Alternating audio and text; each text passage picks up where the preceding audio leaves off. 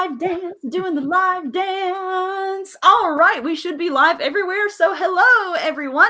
I am HP Holo / ED Sky. I interview authors, and tonight I was supposed to be interviewing 2 authors, but Jacob unfortunately got walloped with a really bad cold and has lost his voice. So, instead, tonight I am here with David Weber to talk about his latest release, the Thermopylae Protocol. So, welcome, David. Thank you. So, all right, everyone who is watching this should know who David Weber is by now. And if you don't, what are you even doing with your life? So I'm not going to have you go through and introduce yourself. But for real, guys, you know, David Weber, best-selling military sci-fi author of especially the Honor Harrington series, but also co-author with Jacob Holo of the Gordian Division series, book 6 of which is what we are talking about tonight.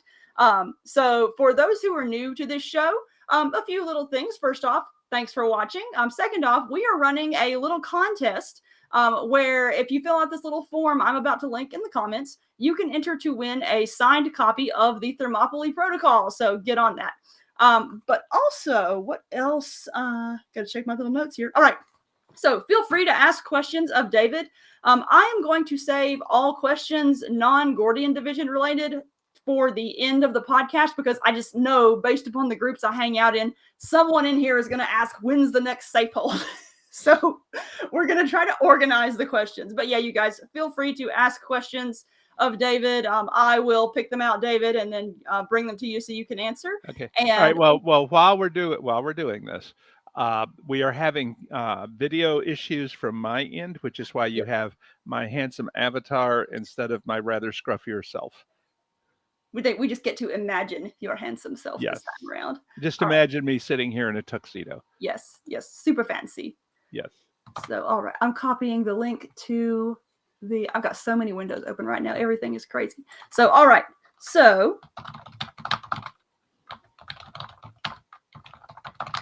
and I'm typing so that people know what this link actually is. I always misspell Thermopylae the first time I type it, every single time. I think there came a point where I was just obliterating it Therp, because that's what it always came out as. So, all right. The entry link is in the comments. So for those who are watching, go to the comments. You can also go to the show notes wherever you're watching and enter there. So plenty of ways to enter. And also thank you to Bane Books for allowing me to stream to their channels. This is a Bane Books release and we love them. So first off, David, so this is book 6 in the Gordian Division series. Mm-hmm. So first off, I'm going to ask you, number one, since we're so far into the series, give us a quick description of the series itself, and then give us a quick description of what the Thermopylae Protocol is about. Okay. This is actually a story concept that I had roughly 35 years ago. And just sort of set aside because there was so much other stuff going on. Basically, in the first book, we have a guy who finds out that he has to take personal responsibility for the Holocaust, because if he doesn't, 15 universes are going to die. Because we have time travel in 2 different universes, and one of them has knotted a chain of universes in which Hitler was supposed to be assassinated, and one in which our own, he wasn't. So basically, you have Syscov, which is, you might think of as the more liberal of the 2, is one civilization, and the other one is admin. They are on identical Earths in 2 separate universes, and both of them knew that time travel was possible, but both of them believed that it was impossible to do anything to change the past because they had empirical evidence that they weren't changing it. What they didn't realize was that what they were actually doing was splitting off additional universes, which is how they got into trouble. So the Gordian Protocol takes its name from the fact that there were these knotted universes that had to be cut apart. One guy and his virtual companion, electronic being, and his time traveling ship are trying to fix it. an entire universe is trying to stop him from fixing it because that universe will cease to exist in about 10,000 years. I mean, it will never have existed, as opposed to 15 universes that will cease to exist in about 10,000 years, and they don't care too much about what's going to happen in 10,000 years. So there's much time travel and much shooting going back and forth, and in the end, the good guys win. But we are now faced with the fact that we know that trans-universal travel is possible, and Cispal and the admin are still there. Admin doesn't know that Cispal exists. Cispal knows about admin because they had a really bad experience with them in the other universe. So these two universes have to learn to coexist. They each had near-miss technological disasters. In the case of Cispal, it was nanotech that got out of hand and turned about a 2,000-mile swath of Asia into billiard balls. And in admin's case, it was a rogue AI that required the saturation nuclear bombardment of Asia. Asia got hammered in both universes. What can I say? Which means that in admin, AIs and virtual personalities are very tightly controlled. In the view of the guys in Syscov, they are actually enslaved because Syscov recognizes them as legal entities with all the rights pertaining thereunto. So this is where they begin their relationship. And in the books in this universe, there are two strands. One is the strand which will include the word protocol in the title. These are the ones in which there are genuine universe-threatening issues that have to be dealt with, or some other really serious episode which causes Syscov and admin to agree to a protocol to prevent it from ever happening again. Okay, so you have the Gordian protocol, you have the Valkyrie protocol, and you have the Thermopylae protocol. Yeah, these are the that put Jacob on a universe-destroying diet, right? Yes, those are the ones where I told him, no, you can't kill a universe every book. Okay, no. The other branch. He was like, but, you know. Now, the other set of books are the ones that will have file in the title. And these are police procedural novels, is absolutely the best way to describe them. And they mainly focus, as a matter of fact, they have all focused on a team of investigators, one of whom is from admin, one of whom is from Cispal. And they have to work together to solve crimes that tend to go back and forth across the barrier between the universes. So there are two separate strands. And Howard, that's exactly what we're discussing right now, because they do seem like police procedure. Yes, I did. Yes, I see. I guess you just explained this. Yes, I did. But okay, Jacob had done the first draft of what became the first file novel, and we sent it off to Tony, and Tony was like, this reads more like an adventure novel. And so Jacob and I said, well, that's because that's what it is. And she said, no, you told me it was going to be police. And I said, well, okay. And Jacob said, I've never read a police procedural novel.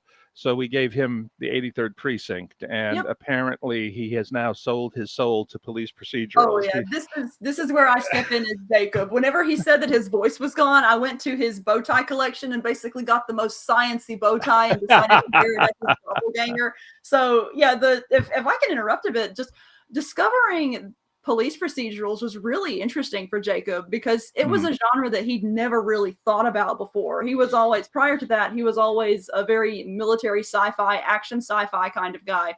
And then he read the 82nd, I get the numbers. 83rd Precinct. 83rd Precinct. Well, maybe it's 87th. 87th. Yes. The number precinct. Yes. And discovered that he really enjoyed them. They were quick, they were entertaining, and in the process he discovered a whole new genre that he really enjoyed writing in. Well, and And also he got handed Ed McBain to begin with, oh and yeah, McBain does it better than almost anybody else. So, yeah, they're you know, spectacular novels. We have this whole pile right next to his bedside that is just going to fall over any minute. yeah. But I kind of think of McBain as the Edgar Rice Burroughs of procedurals, that's just a good way to because look of the at quantity that he turns out. And when I say the quantity that he turns out, the quality holds up. it. Hmm. And by the time you get to like book 907, you know all these characters really well. But they're really nice. Uh, How many are there in his series? I really A lot. couldn't tell you. I started reading them. Let's put it this way: I started reading them about 30 years ago, so they've been around for a while. Um, so anyway, so that's how the two books differ. The Yes. two substrands differ, and where we are at the beginning of this book is that they have they have solved two or three crimes that have crossed the barrier. They have dealt with uh, universes dying and trying to keep them from dying. One of the things that I really hadn't quite visualized, but I think works really well, is the fact that we have so many universes that have not gotten past their near miss when the Hmm. technology gets too and it's not because we're negative, it's not because we're pessimistic, it's because we need something to write books about. Yeah. And also, okay, and to be fair, if you read the subtext, they're mapping a whole lot of universes that haven't blown themselves up. Yeah. It's usually when they get to time travel levels that they stub their toes and bad things Hmm. happen. And there are some crazy ones in this book too, where time travel has yielded bad results. Some of the universes they go to, or at least slip into and out of, have almost Lovecraftian elements to Yeah. them, and they don't Well, stay there long for obvious reasons. But I think that the saddest scene in the entire thing is where they rescue the sole survivor of a universe that has destroyed itself by weakening the wall between universes. Actually, another universe did it. is They that in book rescue two? her, and then before their very eyes, she comes apart because she's part of a universe that can't sustain Yeah. itself.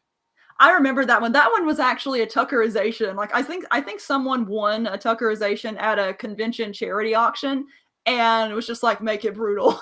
and so, and so Jacob made it brutal. There's not Oh, he did, yes. but yeah, let's see here. Oh, we have some really good comments that I want to touch on Mhm. before we continue. Emily says, "I'm happy to report that my local library has purchased all books currently out in this series." So thank you to Emily's library and to Emily. Absolutely.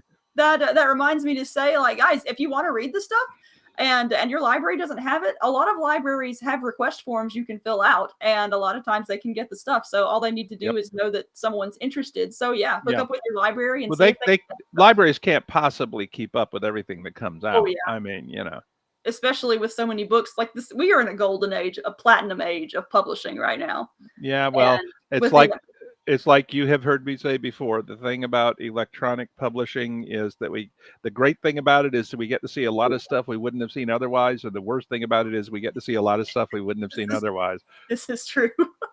All right, let's see here. I want to make sure I didn't miss any questions or comments here real quick. Let's see here. Beatrice says, love the Veltal file. That's actually my favorite in the series, and primarily because I love them all, but it's set at a multi-universal gaming tournament, and that's just my jam. I love that Oh one. yeah, well, it's like Yeah. I really had not envisioned gaming as the common chord between the two universes, but it makes a world of sense, especially with Jacob loose in the middle of it. I Oh think yeah, I, absolutely. I think my favorite after Gordian, which of course is the launch book for the entire series, is probably at this point still the Valkyrie Protocol. Um, Especially Why that one above all the others? I think because of the end at the scene at the end where Raibert is sitting there and he has the history of this universe in front of him, and it's a universe that in one sense never was. Mm-hmm. Okay, that his ex-lover, the woman that he loved, had fought fought tooth and nail to create and preserve, and then ultimately destroyed it because she had to. And it's like, did it really happen? Right. And yes, it did, because he's got the history of it right here. We have a good question from Howard that I want to answer, or I want to have answered before it gets buried in the comments. We're getting lots of good comments, you guys, so thank you. What can we expect for the future of this series? Oh, well, let's see.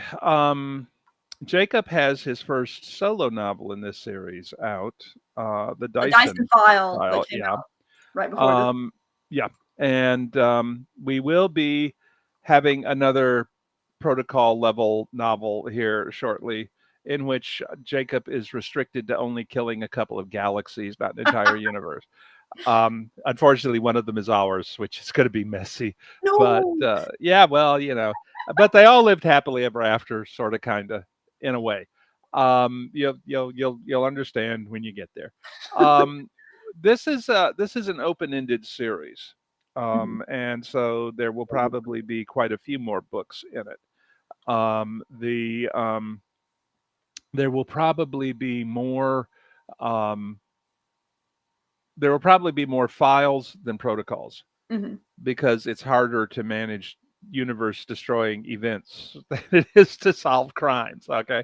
And also because the file novels are really where we're looking at the interface between the two universes on a day-to-day basis.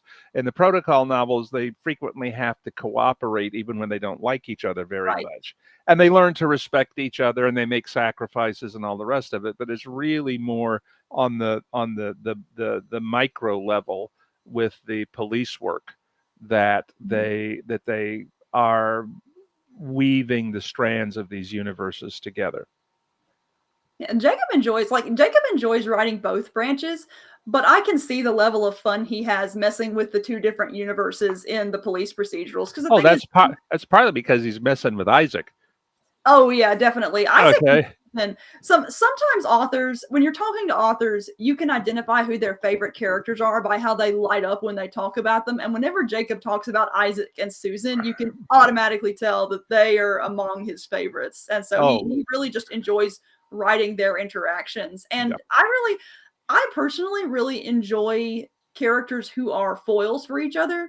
And you have Isaac, who is this sort of straight-laced, let's get it done kind of detective. And then you have Susan, who kind of feels like a fish out of water, but she's also the one with this robot combat body. She's the one with the gun, the big gun. Yeah, and they're like they clash is the wrong word. They have differences on personal levels, but also they have their differences that stem from them being from two separate and often opposed universes. And I really, really like that dynamic. Well, one of the things that I like most about it is that Susan is one of the characters that we killed in the Gordian Protocol. Yes. And so now we get to meet her as a good guy in this universe. And I wouldn't say that it's so much. I think that the main difference between them, the way that I see it, is that Susan joined as a protector against terrorists and violent crime because of what happened to her as a young woman. Isaac is a policeman who is to protect and serve a society as a whole. And so basically, it's like you took a detective and told him that his new partner was the most kick-ass member of the SWAT team. And by the way, go out there and don't blow everything up. And that's kind of what he feels like he's hanging on to here. But on the other hand, Susan has saved his life, I think, at least once in every book so far. So he's kind of coming around. We should also point out that Susan is a virtual personality now. She is an electronic being who can be uploaded and downloaded from the bodies, her chassis, and that puts her kind of in a it kind of puts her in a borderland position between the AIs and the flesh and blood humans. Oh, we have more comments here. Howard says Jacob is the John Woo of sci-fi novels. And Beatrice says there are lots, speaking of the file books, they're lots more fun and both are really, really good. Yeah. And let's see. And Howard again says Susan is really kick-ass. Yeah, she really is. Got a good question. And actually, I don't even know the answer to this one, even though I'm married to one of the authors. So do you think you'll ever do some short stories by other authors, like put together a Gordian Division anthology? That's certainly a possibility. The problem is going to be finding time to do it. Hmm. I will be 72 in October, which means that I'm having to pick my shots more carefully than when Right. I was, a mere child of 40 and had, but I'm also, after the COVID and the concussions and whatnot, I am not as productive as I used to be. Now, what I'm doing, I think, is as good as anything I've ever done. The problem is that I'm not getting anywhere near as much of it Mhm. done as when I was doing 700,000 words a year Right. when I was starting out. Um, so, yeah. Oh, now I like this question. Will the Isaac Sues go Go anywhere? anywhere. I can answer this one. Now, Jacob has plans. He has ideas for an endpoint, and I don't know how much more I can say beyond that. But the fun thing about Isaac and Susan, he has the ideas for a sort of burgeoning romance in the background, but they're both really career oriented, and when it comes to romance, they're both kind of dumbasses too. Well, yeah, yeah. And so it's But they got hit with a pretty big clue stick at the end of oh yeah. Thermopylae. Oh yeah, I'm definitely. And just so it saying. it Okay. will go somewhere. And Jacob does have plans, but I mean really I think it's honestly the trajectory of it is honestly going to be determined by individual books in the series from here on Yeah. out. Like whenever we decide what the actual endpoint of the series is going to be, that will kind of affect how it Wait, develops. wait. There's an endpoint. If there is an endpoint. Yeah. I mean, what is this endpoint of which you speak? Okay. Yeah. Um. Beatrice Well, says careers and romance are pretty awkward. Yeah, and that's one of the things that contributes to the awkwardness of their romance in this series. But I really like slow burn dumbass romances, and so I absolutely love these two for that reason. ah, Um, but let's see. Oh, Glenn says, David, love Honor Harrington. Thanks for such a great series. Thank you, Glenn. thank you. Thank you. I'm glad And you like them. Beatrice says, you've still got it, David. Yeah. Even Yeah. though Well, you just not as much of it as I used to have. I'm reminded of that Toby Keith song. I'm not as good as I once was, but I'm as good once as I ever was. Oh, amusing question from Tim Pierce here. Will we ever see digital cyber wombat ninja commandos? To my No, knowledge, but Jacob does it not have that in the plans, but well, but in the Honorverse series going forward, you will see marine tree cats. yes. Just thought I'd mention that. Oh, You know. as for the cyber wombat ninja commandos, as a co-author wife, I will use my influence in whatever way I can. All right. I don't think we've actually discussed what the Thermopylae Protocol itself is about at this Well, okay. point. How Which, much do okay, we tell want us. to discuss? Well, Okay, what's the basic premise of it? What's the conflict here? Because it okay. does overlap. Both things do overlap, and that actually brings up another question I can ask about it before we continue. So, previous books in this series, to a certain extent, have kind of been standalones. Yeah. How standalone would you consider this one, considering that both branches come together in it? Is it I think okay, none of them have been all okay. All of the earlier books have been satisfying standalone reads, right? but all of them have been connected, Hmm. and with, including bleed over of characters from one book to the other book. Um, Probably the one in which that is of the collaborations in which that is least a key factor is the Weltall file, um, but it's a factor in all of them. Um, my rule of thumb is that for the first four books in a series, you can figure that you have to bring new readers up to speed. Hmm. After that, they have to understand that this is the fifth book in a series, and therefore you're not going to be able to tell them everything. Yep. Gotta get That caught up was, yourself. yeah. And in this book, I think there is enough background from character interaction, the way that characters are responding, that we don't have to go into enormous detail about the political structures and whatnot Mhm. that is going on. Um, I don't think of it as a standalone, but it reads quite well actually as a standalone, I think. But they are weaving a continuous story thread going forward. They're not just like the original Star Trek series episodes where you are doing something this week and next week it might as well never have happened in terms of where the characters are and how they develop and what their relationships and the backstory are. It's building a story arc. And we have some pretty firm ideas about how we want the arc to proceed. Mhm. We just have not determined when, where, and if we want the story arc to wrap. Um, and I could see Jacob happily doing the occasional novel in this series, even after I'm no longer here, because we both enjoy it. The original concept for the universes and the story was mine. Mhm. Okay, but I told Jacob what we needed. Interconnected but not dependent. That's pretty good, Beatrice, actually. That's a pretty good way to put it. Yeah. But I told Jacob what I needed the societies to do and how I needed the time travel to work to create the problem in the Gordian protocol from which all of this sprang. And then I said, now you are the engineer. Go and design the physics. And he went and he designed the Oh physics. yeah, he had But fun with it. well, the thing that Jacob did extraordinarily well in terms of world building was after building the technology, he considered the implications of the technology for how the societies would develop, what their attitudes would be, and how they would differ. And a lot of people don't do that. A lot of people like, okay, I'm going to change one thing, I'm going to change two things. And then they don't think about all the logical consequences. It's kind of, to go back to Star Trek, it's like we invented the transporter so we wouldn't have to do the special effects for all the planetary landings.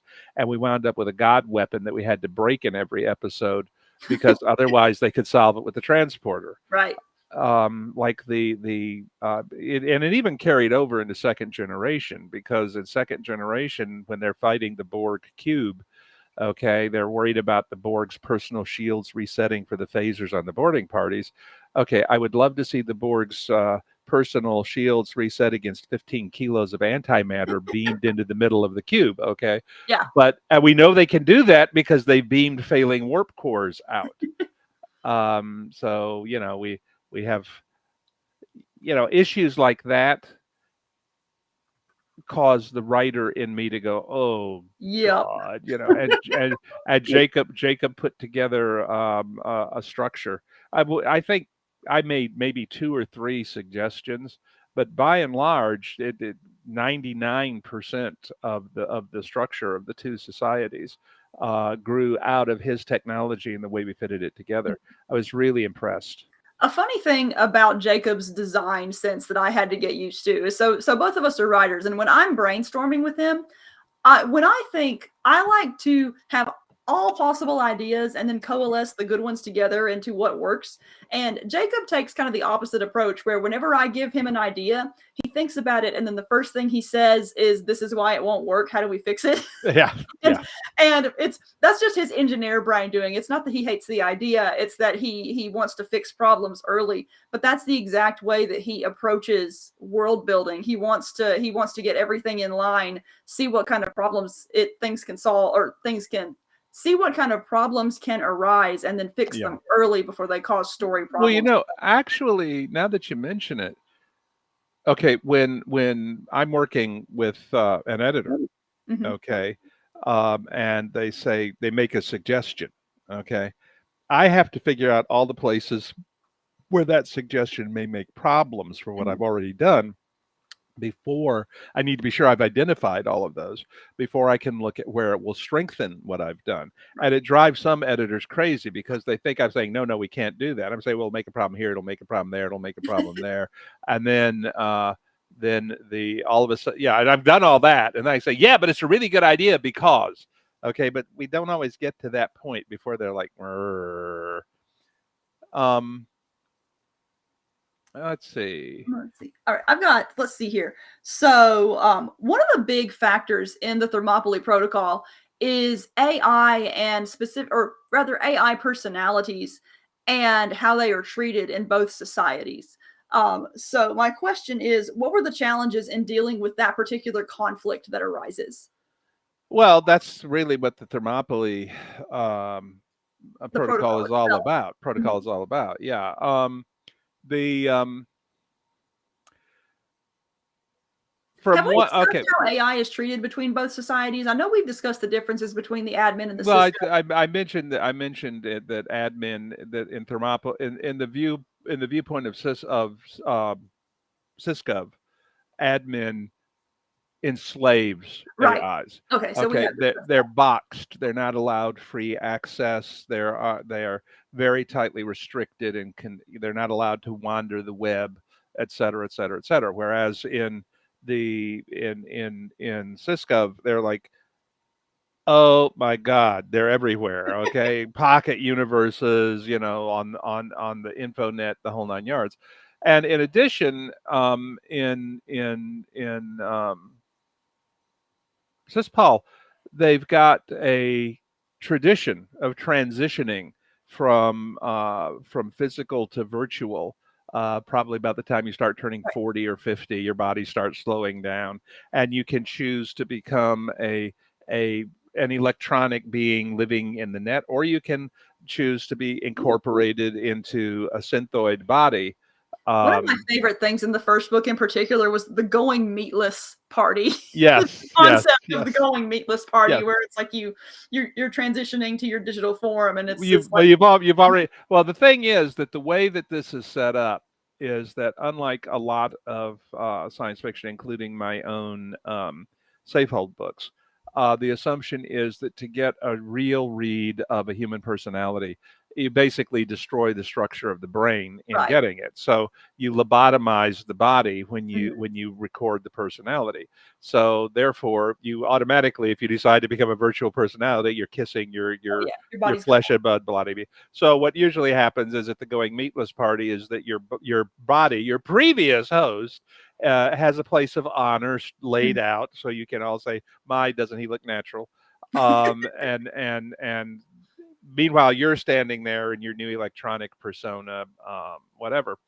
And this would be unthinkable for admin in when we first meet them.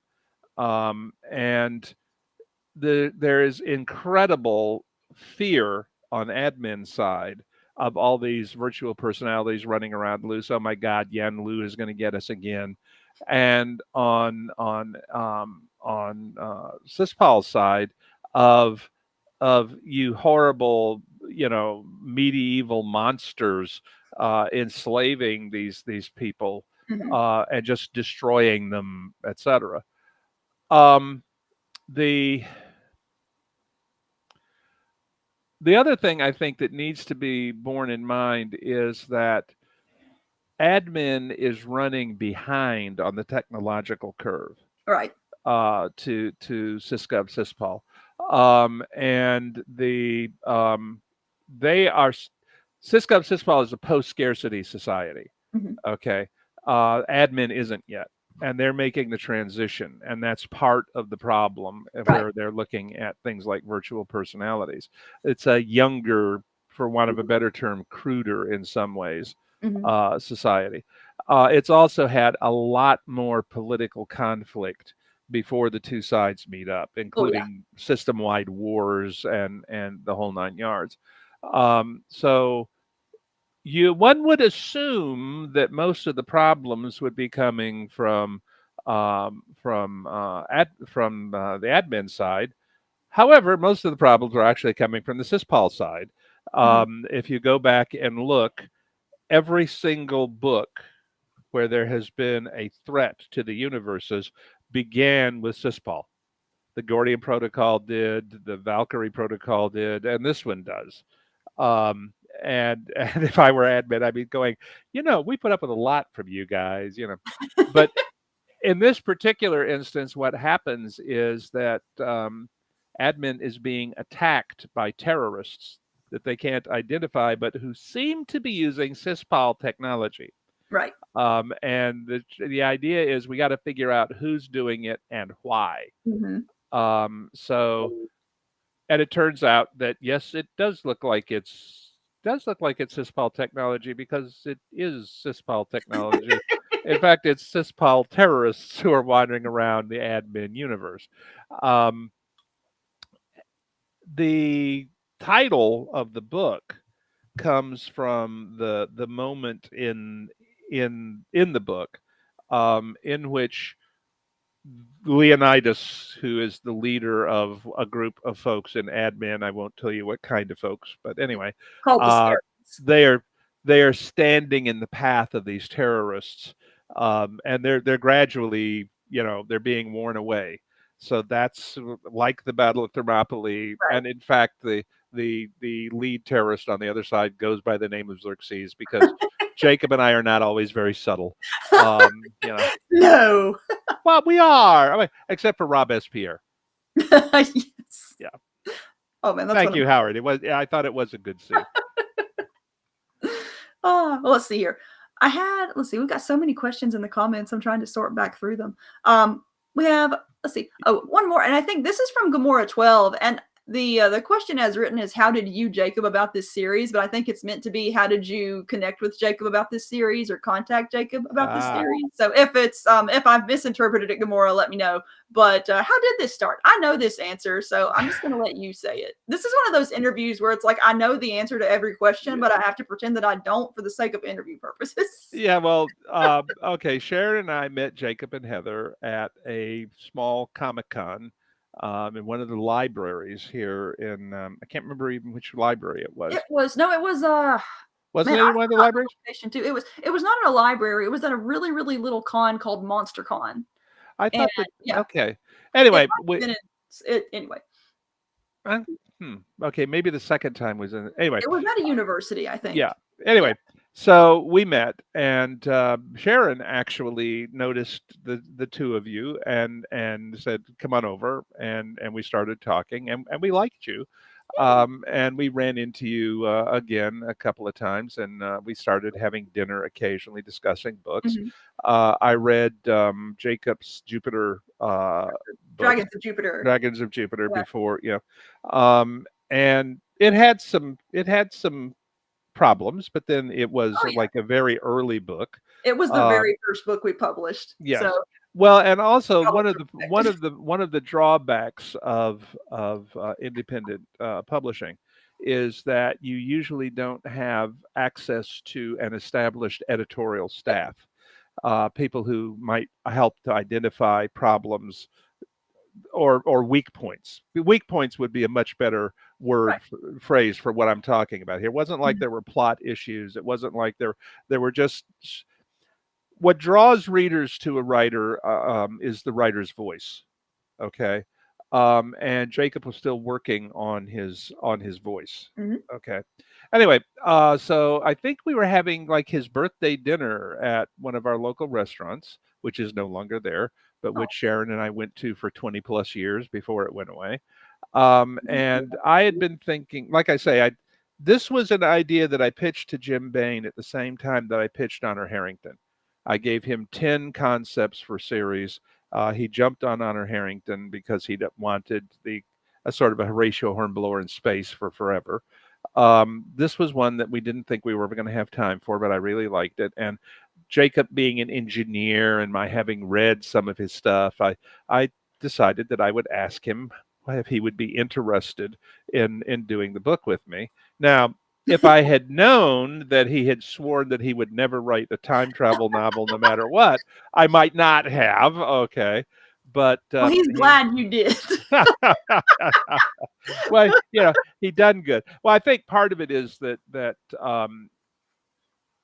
I For Jacob, had the problem with time travel stories is that it's so easy for there to be inconsistencies. yes, and And one of the things that I was very firm with him about when we started is that I didn't want there to be inconsistencies, right. and that there had to be a mechanism in which you could travel in time and affect changes without worrying about changing yourself out of existence or Mhm. things like that. And it's a mechanism that I've used before. I use it in a lot of ways in books like the Norfresa books and whatnot. Um, you can go back into your past and change it, but then it's no longer your past. or rather the events streaming from it are no longer your present when it reaches your original time chop. And I think that was one of the things that Jacob liked about where we were going with it. But he also liked the fact that the sky is the limit in the scale for this book. I mean, we're not even. There's a point in Gordian Protocol which was important to me that we get in there, in which Benjamin is the only one who knows that Hitler wasn't supposed to be assassinated, because he actually is one of. We actually went and ran the numbers, and it's a teeny tiny percentage of people who were conceived at the right time to be in both timelines. Okay. Oh, Jacob And had fun with that. He wrote a spreadsheet for fun. So the math behind this universe. Yes, that's the one thing about him I find scary. Anyway, so he knows that the Holocaust didn't happen in this universe. China never fell to communism. All kinds of things didn't happen. And he likes the fact that they didn't happen because he remembers all the horror and so forth associated with it. Unfortunately, if it's allowed to stand, then you have these 15 universes that are going to get wiped out. And this woman who he loves dearly is Polish, Polish American. And 3 of her 4 grandparents were in Poland at the time. Well, I guess great-grandparents at this point were in Poland at the time of the Holocaust. And she can't understand why he's not willing to help Raibert, the guy who has figured out what's going on. And he finally says to her, because if I do, you won't exist. Okay. And she kind of goes, oh, and she looks at him for a minute. And then she says, do you think I would want to exist at the cost of 15 other universes? Oh yeah, I love that part of the book. Like it punches you in the chest, but it's so good. Well, the whole focus for me of the original concept of the book was Benjamin's need to shoulder this responsibility. And in the course of writing the book, Raibert emerged much more strongly as the leader of the crew of the Kleio, which makes sense. He was the original one-person crew of the Kleio. And Benjamin has moved into a more of an executive officer, researcher's position, which is fine. That's what happens in books. But that was the crux of the series, really, which is the crux of a lot of my series, is responsibility takers versus responsibility evaders. And I think it worked really well. Oh, I think so too. Okay. All right, let's see here. We're getting within the last 15 minutes, though. Of course, we could go as long as you want to talk, David. But we do have a good. Don't say that. Do not say that. These people need to get up in the morning. For context, like I don't know if you actually remember this, but our very first lunch that we went to, Jacob and I were expecting like, oh, we're going to chat with him for an hour and he's going to be polite the whole time, and then we're going to go at exactly an hour. And no, I think our lunch lasted 4 hours. Because we were just enjoying talking to each other so much. And so it's like, I just kind of expect that stuff goes long because you're so interesting to listen to. Oh, yeah. That's discuss that with Sharon. Okay. But we had you've seen the eye roll when history comes up. I have seen the Sharon eye roll. I've got a nice comment, watching from down under in Australia. So welcome from Australia. I've been hooked on David's writing since I discovered the Honor series and have every book in hardcover. Thank you, David, for writing such enjoyable books. Thank you for buying them. But we have a related question too, and this actually comes from back up in the discussion when we were talking about marine tree cats. And Beatrice Harker asks, appendices incoming? We want marine tree cats. We have lots of trees, which leads me to ask, can we talk a bit about what's coming in the Honorverse? And I mainly ask because I don't know what I'm actually allowed to say at this point about what's coming up. It's been discussed at convention. So essentially, as I mentioned earlier, I will be 72 in October. And there are some literary universes out there that have a lot of people who like them. Mhm. And now I will say, in the Honor Harrington books, I have wrapped up my original story arc for Honor. Okay, in Uncompromising Honor and Ends Right. in Fire, that wraps up what I always conceived of as Honor's story arc. We took a couple of turns along the way, but we got there. Now, Mhm. I had always envisioned her children as dealing finally with the alignment. Okay, which is why, even though we did End in Fire, they didn't get to the core of the onion, because by God, we're still going to have the kids. Okay. Now, the what's going to happen going forward is Marisa Wolf and I will be finishing up the alignment storyline. And we will be doing the first novel of the post Honor generation of the Honorverse, which will focus on her son, Raul, her Mhm. oldest son. And that will be the vehicle from which we launch the rest of the alignment story and get that nailed down. However, that will not be all of the post Salamander stories going forward. And in fact, I will be passing the keys to the Honorverse to Jacob when the time comes. And because of that, he is currently planning, or may have already begun writing, the novella in which he and Tom Pope, who is going to also be collaborating in this, get Raoul pretty much through the academy and off to his snotty cruise. Yep. And the reason to have him doing that is that Raoul is going to be his character, his portal character going forward. So we all have to be kind of hands-on on putting this together. Um, in addition, however, he is going to be doing a trilogy, and it's a Bane trilogy, so it might possibly lead to another book. Um, Although Jacob does not have that Bane trilogy equals 5 books gene that most of us have. He's an engineer. He says, "All right, three Pretty books, boom, closely. we got 3 books." Okay.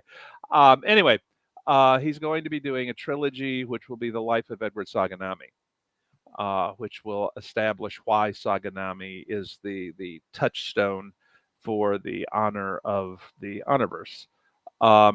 And he Now, and Tom Pope have had a blast working on it too. They oh meet yeah, like every Saturday, and his office is right across from mine, so I overhear all their yep, conversations. And it is just it's like listening to two like really excited high schoolers talking yep. about the universe that they're playing in for their sort of um I've completely lost track of my words here, but they're like two kids playing Oh in yeah. something Well, that I knew they would like each other. oh, they're And buddies now. yes, yes, yes. And the in addition, Marisa will be taking over the Norfresa universe if I don't get it wrapped up. And I will tell you that I sent her. See, Tony was like, "Maybe you could wrap it up in like one more book," and I said no. And I gave her the story synopsis and how the books are going to lay out, and I copied it to Marisa, and Marisa read it, and she got to the last line of the email, and she sent me an email that said, "Oh, period, my period, God, period." So I think she's looking forward to writing that. Oh yeah, Maurice's a lot of fun. Oh, So she is. She is. And I am planning to wrap up Safehold for sure myself. Partly because it's with Tor, and I don't have a bunch of buds over there in their writing stable, but also because in many ways that is the series that is closest to my heart in openly dealing with a lot of issues that are important to me, and what is right. also hopefully an entertaining story. Um, at the moment, I'm looking at 2 more books. The first of which will be the my next solo project. Whenever I get to a Nice. solo project again, Mhm. which I thought was going to be, I don't know, October, and is looking now like it will be October, but not Mhm. of 2024. Oh, nice. And the next solo project after that is the sequel to Sword of the South. Mhm. Those are the 2 Yes. solo books that I got to do. I've been looking Um, forward to that sequel for years. Yes, well, so have I, but the Safehold books, um, I'll just say this. Okay, I have no idea why people think I'm devious. I really have. The how shall I put this? Everybody's who you thought they were, sort of, kinda, maybe not a lot, but some. I mean, I there will be a few moments in the final book of this series where people are going to be, I cannot believe he did that. Yes. Um, it won't be quite as bad as Robespierre, but it will have its moments. Okay, yeah. I have to tell you that with Robespierre, I did everything I could to convince people that the Republic of Haven was France. I mean, I gave you the tennis court oath. I gave you everything, yeah, and Robespierre on top of everything Oh else. yeah, Plus, that's like the plus they cherry. all spoke French. Okay, you were supposed to be French, French, French. They wait, no, it's not. He just blew up Napoleon. Okay, so see, that was what they call sleight of hand. Oh, we got another nice comment. This one's from Jamie Ibsen. Yep. Says, David, so long as we're talking about our favorites, Michelle and I have been listening to audiobooks, Honorverse, and right now we're wrapping up We Few, The Empire of Man, Prince Roger. We love them all. Thank you. Well, thank you, Jamie. Nice. Well, while we're talking about your other releases, we know, Yep. okay, so obviously Thermopylae Protocol is out. What Yep. else have you recently released, or what else do you have coming up? Because I know it seems like you Okay. have a book out like every 3 months. Well, you know, from where I am and how far behind I am, it doesn't seem like I could be working that way. But I think the most recent release was Toll of Honor. I'm not sure if Rebel is actually out yet. I think it releases next month, Mhm. which is the second collaboration with Richard Fox in the prequel universe to In Fury Born, Path of the Fury. Yeah, I feel like To- that's either out or coming out soon because I know I. well, and there's and we just handed in Jane Lindskold and I about 4 weeks ago handed in the fifth Star Kingdom novel. Oh, nice. Yes, and they've already done the cover for it. The cover has nothing at all to do with any scenes in the book, but looks really cool, so I'm good with it. That Um, counts. it has a hexapuma on the cover. There are no hexapumas in this book, so I'm like, okay, fine. But it guarantee looks really cool, so okay. I mean, there are hexapumas all over Sphinx, right? Okay, so that's just a scene we didn't get around to describing. That's all. Um, let's see. And I am currently working on a collaboration with um, Chuck Gannon in the Kane Riordan universe. That's one of the ones that I am hugely behind on. Mm. I don't know if you'll get another quarter of the book flip book with exploding starships. Okay, I that's going to be up to Tony. And I have to say, I don't know if you ever noticed, but after the starship has blown up on that flip corner, you get a bunch of pages that are just blank space. That's because they misestimated the original word count and therefore the Oh, number of pages and the number of how much space they'd have in which to blow the starship up. So it just kind of worked out that way. I have no idea why people think I read long books. I don't. Beatrice says, why no hexapumas? Well, on the cover of the okay, because other things are happening. Among other things, Stephanie is getting a clue. If you hit her with a big enough clue stick, even she will look over and say, "Gee, Carl, you're kind of cute." Um, what can I say? Yeah, Carl is one of my favorite characters. Um, and I really, really, really like Stephanie, but in many ways, even though their relationship goes to a whole nother level in this new book, the focus of the book is in a lot of ways on Trudy, who Stephanie just wanted to punch in the face the first time. Well, the first dozen times they met, and they are on their way to becoming very, very close friends by the end of this book. I will say too that this book is darker on a personal level Ah. than most of the books that we've done. The Sorry, like Jane was like when she was reading my edits to the draft, she was like, I thought you said you didn't like dystopian books. And I said, I don't like dystopian YAs. And she said, well, this is pretty grim. And I said, it's only dystopian if the good guys don't win at the end. Mm. And she was like, oh, okay, now I understand your definition of dystopian. Yeah. But I mean, that's to me is YA books are a perfectly good place to deal with what can be some very ugly issues. But in my judgment, they have to be dealt with in a way that doesn't leave the reader going, the world is just as horrible as I thought it was. Mm-hmm. And so that's what I mean when I say that I am opposed to dystopian YA. Mm-hmm. Although opposed is a weak verb for my actual feelings about the genre. I would be more or less willing to go to the skeet range with some of the YAs and say pull and just but, yeah, what can I say? Not one of your favorite genres, then.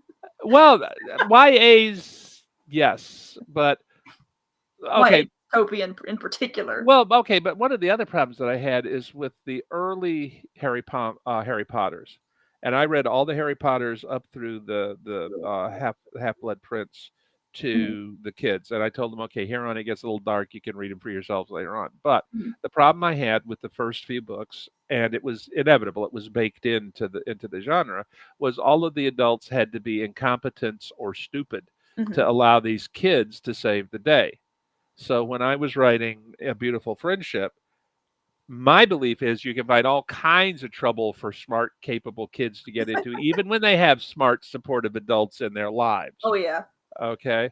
And that's what I tried to do with Stephanie. And I think it worked. And I wish more people who are doing, I think that is sort of the direction that a lot of YAs are trending now. Thank God, away from um, We got a great, oh my gosh, this is a David Worthy pun from Jim oh, here. He says, you always see utopian or dystopian, but never utopian society. Maybe they have lots of tree sculptures. That's magnificent, Tim. only if they're from the island of air where they can have the topiaries, Oh my gosh, David, that's even worse. Don't get me started. Don't get me started. Oh my goodness. I The just fun I to be just done. learned about a very a new to me it's new Asian style of humor where the joke really puts it to somebody at the end of it. Mhm. They call it a punji stick. Wait, what? But I they don't. call it a punji steak. Okay. Well, okay. I'm sorry. I'm old. I know what was at the bottom of those holes in Vietnam. Okay. I'm sorry. Go on. I'm with you. When it comes to some humor. All right, let's see here. Oh, okay, let's see here. We got a comment from Scott about the event description. There should, if you're on, we're speaking of the Google form to enter for the assigned book. If you're watching on Facebook or YouTube, there will be like in the event stuff.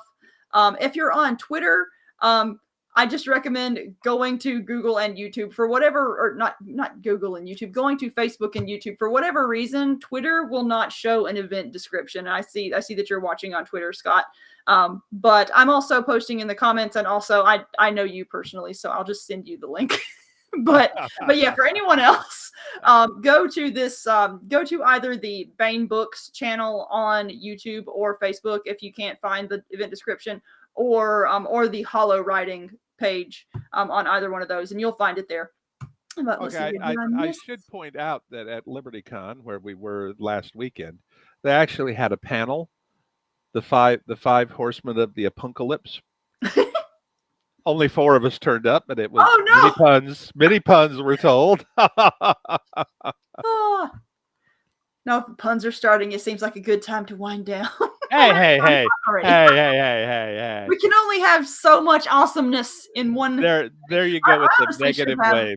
I need to get a bunch of the punsters together and just have something dedicated to puns. Because one of my favorite things about your Facebook page is that whenever I go and read your posts, I either know that I'm going to get a really astute political observation or a really, really atrocious pun, and I don't know what I'm getting until I reach the very end. And I kind of love it, but it also kind of makes me want to scream sometimes.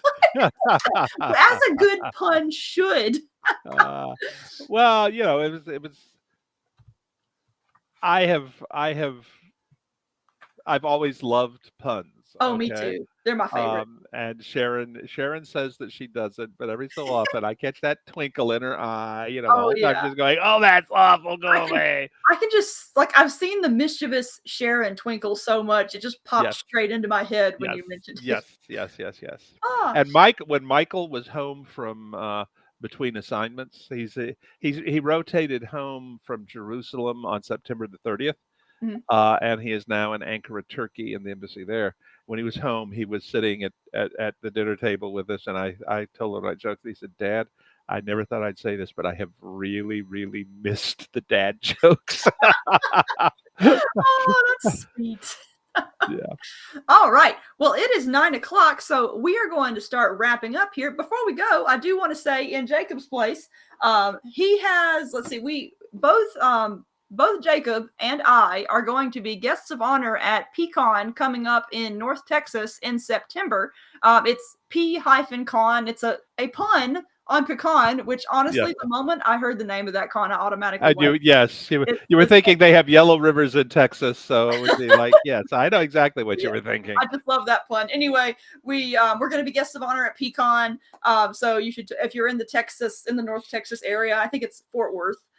You should totally come and hang out. Also, in terms of book releases, Jacob's first new solo series in years is going to be coming out in October. It's called The Freelancers of Neptune, and he basically describes it as Firefly meets Ringworld, which I think is a fair description. He also it's got scrappy crews. I kind of describe it as like Firefly with a cat girl and space pirates and all sorts of crazy nonsense. It's far future sci-fi. The as the cover says, the solar system ain't what it used to be. It is unrecognizable and awesome in a lot of ways. And if you like just fun sci-fi adventure with hot cat girls on Okay, the I'm cover, still waiting for him to explain to me how Mercury can be a gas giant. he I has mean, I know how it could be turned he into one, but staying one, Yeah, you he know. has explained it to me, and my brain doesn't keep science in it, so I have Yeah, forgotten. So he will have to explain that yes, in a future episode. But Scott says, yes, I love the cover on Jacob's new books. And yes, this is one of my favorite covers that we've gotten. Like the artist is Sam Kennedy, I believe, and he yes. nailed it. This thing is And gorgeous. and Jacob has pointed out to me that she is in reality wearing heavier armor than Yes, he is, but he likes he. the I cover don't is more effective this way. for the baby boomers among us. I'm not sure how Emma Peel would feel about that, but I'm just saying, yeah. Oh, yeah, Tim Pierce is back and says, Freelancers was great. I read the E-Arc, dig the megastructures. Thank you, Yes. Tim. Yes. I will say one thing about Jacob is that when it comes to engineering, he does not think small. Oh, he does not. He is one of the very few people that I've worked with who I think would have taken Dahak totally in stride. Of course, you can build a starship the size of the moon. What's the problem? But yeah, David, are you going to be at any cons coming up, or are you finished with We've got Dragon Con, and then we've got Superstars in Colorado, Oh and yeah. I think that's it for the rest of the year. Sharon and I are not as young as we were. We don't do quite as many cons as we did, and there's also with her surgeries and everything else, we Mhm. really pretty much have to fly first class whenever it's Oh going to be yeah. a long trip. So that kind of limits some of our options too. Um, but now we will be in Utah. It's either Utah or Arizona. The end of next month, but that's not so much for a con as it is for a TRMN related Oh, memorial. okay. Yeah, yeah. Cool. So so that's not it's not a convention. There won't be any appearances or anything involved. Yeah, just hanging out with TRMN people. Yeah, yeah. Cool. Well, it's and saying goodbye to somebody who we liked a great deal, who we lost some time ago, Oh, but I see. haven't really had a chance to get together with people. Mhm. That's what I meant when I said it's going to be kind of a memorial. Oh, right. Um, yeah, but it's like I've always said, losing people is the price you pay for the joy of having had them. Mm-hmm. I actually, Um, my grandmother actually passed away recently, and I actually used that exact quote in the little speech I wrote that the grandkids and I put together to speak about her. So it's a great quote, and it's very meaningful because I mean it's true. Grief is the price you pay for love, effectively. Yep. And Yep. All right. Now I have one other comment for you, Heather. Mm-hmm. Okay. It's up to you whether or not you mention Scott's comment there in the upper corner to Jacob. Oh, the one about Doc. Yes. Okay. I'm just saying, you know, story of Doc, because yes, there must be a reply. I can Yes. definitely tweet in his ear a little bit. I don't want to overload him. I don't want to just suck him into my universes. Jacob has a computer brain. He can. Well, I had planned 2 more books in that series. And I'm thinking about getting Marisa to write the other 2 that I had in mind for Alicia DeVries in the Honorverse. I mean, in the Furyverse, because I'm just like, I want you all to know that I have a 14-book historical novel series completely plotted out that I'll never get to write because there's no way there would be time. And every time I got thinking about it, I said, no, more science fiction, more science fiction. But it starts with the American Revolution and goes through Desert Storm. Okay. And it's, and I just say, okay, I'm good, except that, never be able to do it, kind of thing. But, I also have a series that I want to do that the movie The Final Countdown, where they wuss out at the last minute and bring the carrier back to the future. In my novel, that won't happen if I ever get to write it. So it's be like, and what else was the other one that I wanted to do that I'm probably never going to get to do?